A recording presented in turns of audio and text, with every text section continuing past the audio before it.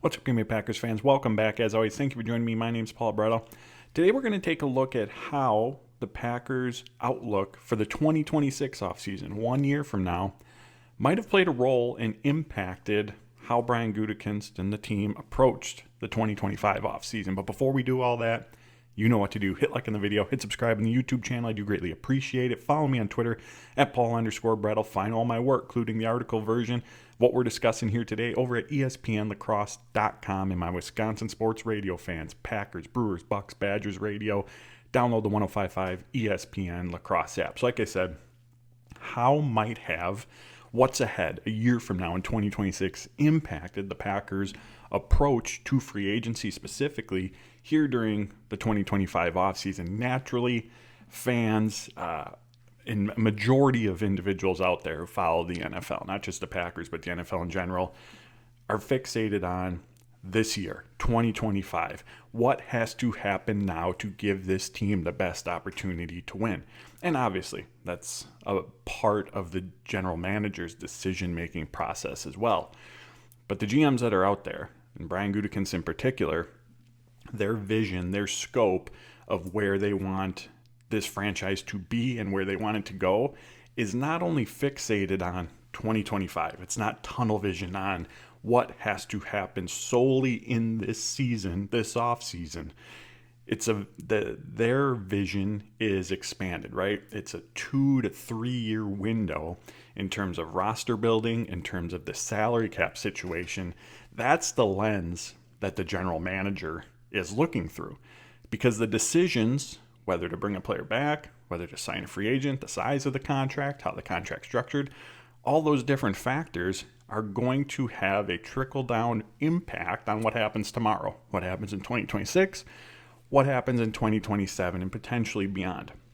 Now, I don't know, of course, I don't know to what degree the 2026 offseason had on how the Packers approached the 2025 offseason. But I have to think, I have to guess, I have to assume that what's ahead carried some weight in how the Packers went about things here in 2025. Now, why is that? The reason for that is twofold. If we look ahead to the Packers' projected salary cap space in 2026, 1 year from now, using over the cap's figures and their projections, the Packers rank currently 25th out of the 32 teams in available cap space next offseason. So again, compared to the rest of the NFL, spending power, Packers aren't positioned well salary cap-wise. They have 6 players in 2026 on their roster currently who are projected to have salary cap hits of at least $24 million. Of those 6, 2 of them are going to have, Jordan Love and Kenny Clark are going to have salary cap hits of over $31 million. For some context, if we look at the 2025 Packers, there's only 3 players instead of 6 who have cap hits over $24 million, and none of them this year are over the $30 million mark. Now, the reason for why we see that jump in really big salary cap hits a year from now is a lot of those big deals that are already on the books. The Rashawn Gary, Kenny Clark, Xavier McKinney, Josh Jacobs, Jordan Love.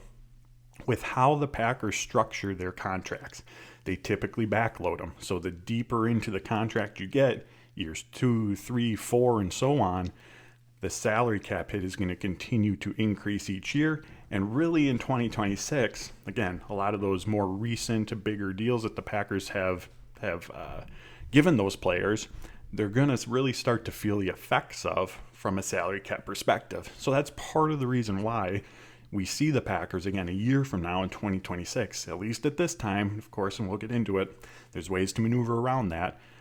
But that's a big reason why the Packers currently are not positioned all that well from a salary cap perspective in 2025.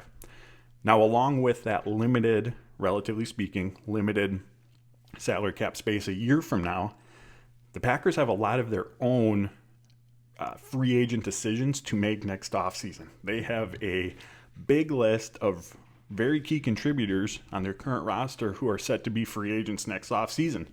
This includes just along the offensive line, Zach Tom, Rasheed Walker, and Sean Ryan. Quay Walker and Devontae Wyatt are potentially free agents if the Packers don't pick up their fifth-year options, and if they do, those are going to come with some hefty cap hits of their own. Christian Watson, Romeo Dobbs, JJ Enagbari, all free agents next offseason. Now, of course, not all of those players are going to return.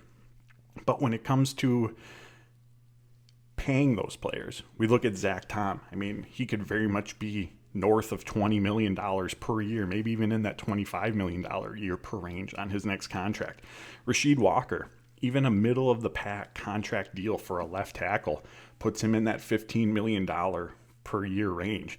So these aren't just decisions around, all right, are we going to bring these free agents back? Are we not? There are some hefty contracts, some big contracts that the Packers may have to end up handing out to retain some of these free agents. So you take that factor, right? Number of key free agents, big contracts with several of those free agents, and already limited salary cap space. And the trickle-down effect of that is it's going to impact how you approach things today, right? In our own lives. If we know there's some big expenses potentially coming down the road, we're probably going to start planning ahead in advance to make sure that we have the ability to keep the players, in a football sense, keep the players that we want to keep and pay them the contracts that they deserve, earn, and are going to get on the open market. So all of that comes into play, right, in terms of where we sit in 2025. It's not only about what's happening now. Again, that's where the emphasis is. We always want to see the team that we root for doing everything in their power to make sure that they're putting the best team on the field to give them the best opportunity to go out and win in that current season, because nothing's guaranteed moving forward, right? We've seen it across all sports. But the job of the general manager, to be the steward of the franchise, is to have a bit of a longer term scope. And again, it's not 5-6 years down the road, but it's a 2-3 year window. It's always shifting that they're looking through. And again, when we look ahead to 2026, salary cap situation currently, free agents, key free agents who are set to hit the open market, and several of those free agents are going to get pretty good sized deals. The Packers have to start planning ahead, being aware of what the cap situation is, and the spending big money now is obviously going to have a ripple effect and impact how you approach those decisions, conversations a year from now. If you already have limited salary cap space and you're going out and spending big money now, that's going to further reduce what you have available in the future. Does that limit which of those free agents you can bring back? Does that limit the contract flexibility that you have in terms of how you structure the deals for the free agents you do want to bring back? So there's a big trickle-down effect that comes a year from now from what Brian Gutekunst potentially does today.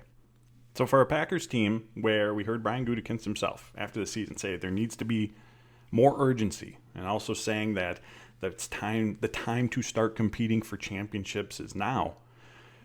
Why didn't we see the Packers take bigger swings at defensive line, at wide receiver, where some of their biggest positional needs lie? And there's obviously a ton of factors that go into that decision-making process. And just because the Packers didn't end up with making one of those additions in free agency doesn't mean that they didn't try, right?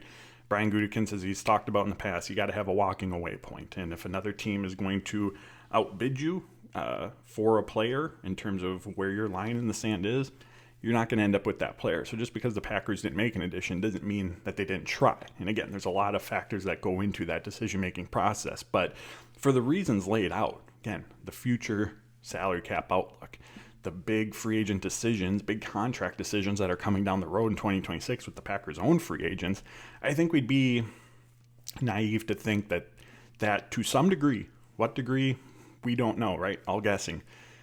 But we would be naive to think that to some degree that didn't play a factor in terms of how the Packers went about this year's free agency. Now, having said that, it's not as if the Packers didn't spend anything either, right? Nate Hobbs, a 4-year deal, $48 million. Aaron Banks, a 4-year deal, $77 million, right? Packers spent money in free agency, and by those contracts, a good amount. But having said that, while those are big money, and while next year in particular, with both of those players, we're going to see their cap hits really take a jump, which obviously plays into the limited spending ability currently that the Packers have in free agency in 2026, the Packers seem to maintain as much salary cap flexibility with these deals as you can, again, given the size of the contracts. Obviously, this is not how the Packers want things to play out. But if performance-wise things just went south with either of these players, there is already an out in these contracts next offseason. In both of these deals, according to Over the Cap's numbers. Now, it's not a lot of savings, but the Packers could move on from either of those players a year from now and still save a few $1,000,000 in salary cap space. So on the surface, right, these are some big contract numbers, $48 million, $77 million. But in terms of guarantees, in terms of how it's structured, these very much also seem to be year-to-year contracts, giving the Packers some flexibility from a salary cap perspective in terms of, all right, reevaluating, do we want to take this, is this cap hit that we're going to take on equal to the production that we're getting on the field from the player? So they did spend money. That is very much true, but they also maintain salary cap flexibility. And when you look at the structure of these contracts, right, in terms of them in a way being almost a year-to-year deal for these players, Hobbs and Banks, when we think about bringing in those high-level, top-tier free agents that were out there, these kind of contract structures probably aren't going to do it for them, right? They're going to get larger guarantees. They're going to get contracts with longer-term security baked within them to provide them stability, more dollars up front with the guaranteed money. So the difference in how these deals were put together, structured, obviously could have played a factor in determining who the Packers were able to bring in from a free agency perspective, right? So even though they did spend, again, I want to reiterate that they did spend good size money, cap space this year and in the future years, but there's flexibility that comes with that. And if the team's going to have that flexibility, it reduces the options to a degree that the player has.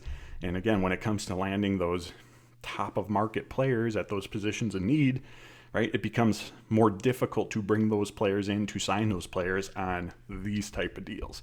And again, to tie it all together, to some degree, have to think that what's ahead for the Packers in 2026 factored into who they brought in, who they pursued, how they structured the contracts, because obviously all of that works together. All right, before we get out of here, as we know, there's ways for every NFL team to create more salary cap space. Just because the Packers right now rank 25th in cap space in 2026 doesn't mean when free agency next March opens up that's where they're going to be ranked. Roster cuts, contract restructures are all ways for teams to create additional salary cap room. And depending on what happens with Jair Alexander this offseason, could have an impact on the salary cap, or will have an impact on the salary cap in 2026. There's also the option to restructure deals, which in short is kicking the salary cap can down the road. You're taking current cap charges in the current year from a player's contract and pushing them to future years. The benefit in the short term, you create more cap space. The downside is that those cap charges just don't disappear. They have to hit at some point, and it's in those future years that players' cap hit, where those cap charges have been pushed to, is going to increase, making it more difficult to get out of, making them count more towards the salary cap. We saw the Packers go heavy with that restructure approach during the 2021 and 2022 off seasons as Brian Gutekunst tried to keep together as much as he could that veteran-heavy Packers roster. And the Packers now in 2025 are very much, they've gotten out of a lot of those contracts, right? Those cap charges from those deals that have been pushed to future years have fallen off over the last year or two, which now puts the Packers in a very good position. Brian Gutekunst talked about that after the season, salary cap-wise. He likes where they're at. And for the right players, the right situation, he's absolutely willing to go back down that path of restructuring deals, pushing cap charges down the road, which limits long-term flexibility but gives you some more maneuverability in the short term. So that is always going to be in play. But ideally, where the Packers want to live, salary cap-wise, is where they currently sit, where there's not a ton of restructured deals that is impacting the salary cap far more greater down the road. That's not where they want to be. Again, if they have to go there, they will, but that's not where they want to live. So that's an option for them to create that cap space, but knowing that that's not where they want to be, they're going to take the proper measures now to make sure that they stay in as good of salary cap standing as they can to have as much flexibility as possible without necessarily having to go down that restructure path. So yes, there's options for them, but I think ideally